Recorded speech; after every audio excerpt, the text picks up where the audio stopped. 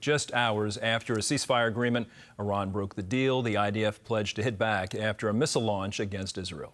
President Trump said he's unhappy with both sides. He urged Israel to call off the retaliatory strike. Chris Mitchell reports from Jerusalem. Israel and Iran agreed to President Trump's ceasefire announcement, but within hours, Iran fired 2 missiles toward northern Israel. Israeli Defense Minister Israel Katz ordered the IDF to strike Tehran.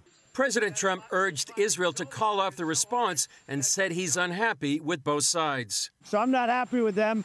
I'm not happy with Iran either. But I'm really unhappy if Israel's going out this morning because the one rocket that didn't land, that was shot, perhaps by mistake, that didn't land. I'm not happy about that. Just before the ceasefire began, a deadly Iranian missile slammed into the southern Israeli town of Beersheba. CBN Middle East correspondent Julie Stahl visited the scene. The 7-story building behind me got a direct hit from an Iranian missile just about the time the ceasefire was supposed to take effect. One bystander commented that this is what an Iranian ceasefire looks like, killing Jews to the last minute. President Trump posted the ceasefire announcement on Monday night. Congratulations to everyone. It has been fully agreed by and between Israel and Iran that there will be a complete and total ceasefire. He followed that with another post that said, Israel and Iran came to me almost simultaneously and said, peace. I knew the time was now. The world and the Middle East are the real winners. This just hours after Iran launched a barrage of missiles at a U.S. military base in Qatar. 13 of the 14 missiles were intercepted, and the attack did little damage.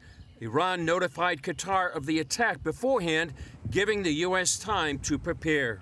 After Trump's announcement, the Israeli government released a statement and said it achieved the main goals of its military operations against Iran. Israel has removed a dual immediate existential threat, both in the nuclear field and in the field of ballistic missiles. In addition, the IDF achieved complete air control over the skies of Tehran, inflicted severe damage on the military leadership, and destroyed dozens of central Iranian government targets. In the past 2 days, the IDF also hit Evin Prison, the headquarters of the Bashi's, and the Israel destruction clock inside Tehran. These are not sites that have strategic significance, but they have immense political significance. They are the pillars, if you will, of this horrendous regime. And by bombing them, Israel has weakened that regime. And so ultimately, the greatest guarantee we have for a non-nuclear, non-dangerous, non-threatening Iran is by the removal of the regime. Also on Monday, Reza Pahlavi, the son of the late Shah of Iran, presented himself as a figure who can unify the country if the Iranian government collapses. He said the regime is on its last legs. The Islamic Republic is collapsing. Credible reports indicate that Ali Khamenei's family and the family of senior regime officials are making preparations to flee Iran. It remains to be seen if this ceasefire will provide a lifeline to the Ayatollah, or if the 12-day war has so weakened the regime that the people of Iran could rise up to overthrow the government. In an ominous statement, the head of Iran's Atomic Energy Organization said it plans to restart their nuclear program. CBN News Middle East Bureau Chief Chris Mitchell is with us now from Jerusalem. Chris, this ceasefire seemed to come out of nowhere when President Trump announced it on Truth Social. What can you tell us about how the agreement came together, and do you think it's going to hold at this point? Well, it's a great question, Andrew. It did seem to come out of nowhere just one day after President Trump had mentioned on Truth Social the possibility of regime change. It seemed to be mediated, according to President Trump, with the help of Qatar. I would say many here in Israel are leery of Qatar's influence. It does seem like it will hold, even with all the back and forth that went on earlier today. But we'll see. We're right at the beginning of the ceasefire. I think the feeling here in Israel right now is the ceasefire may actually been a bit premature before Israel inflicted even more damage on the regime itself. You just mentioned the back and forth. Now, President Trump this morning was critical of Israel as well. How do you think Netanyahu, et cetera, are receiving that criticism? Well, they just put out a statement a few minutes ago, and they said that they had a conversation, and President Trump, talked about them, about all the achievements they had with that.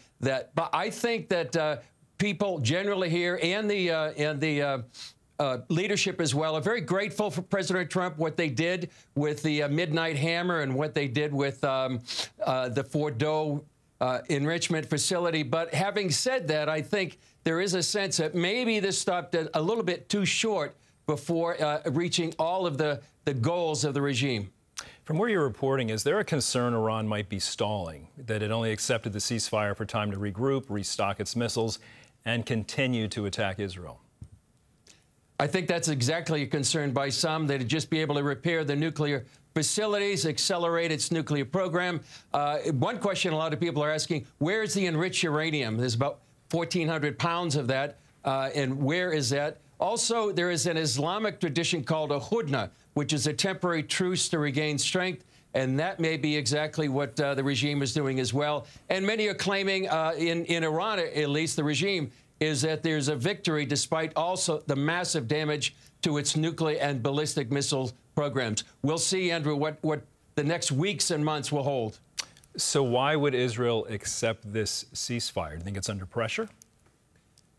Well, it could be a matter of being under pressure. They also did announce earlier today that they really have achieved their two main goals, and that would be to destroy those existential threats, the Iranian nuclear program and the ballistic missile program. And in addition to that, they eliminated much of Iran's senior military leadership, many of their nuclear scientists. And then there was about 500 missiles launched, Andrew.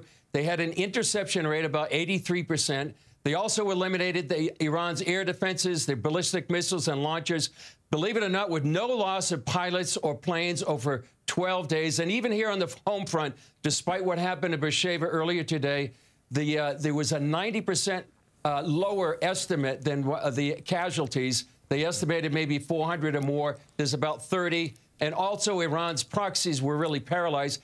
And so many see this as not only a monumental military success, but as a miracle in the last 12 days. Chris, final question. Is there a belief in Israel that regime change could actually happen in Iran? Certainly the hope and prayer of many, and it really depends on if the regime is weakened enough so there could be a popular uprising. There have been many in 2009, 2022. The question is, how much have they been weakened, and will there be enough organized opposition to be able to take over the regime? That's certainly the prayer of many here in Israel and throughout the Middle East for this wicked regime that's oppressing these people for the last 46 years. All right, Chris, thank you so much for reporting. Always appreciate you joining us.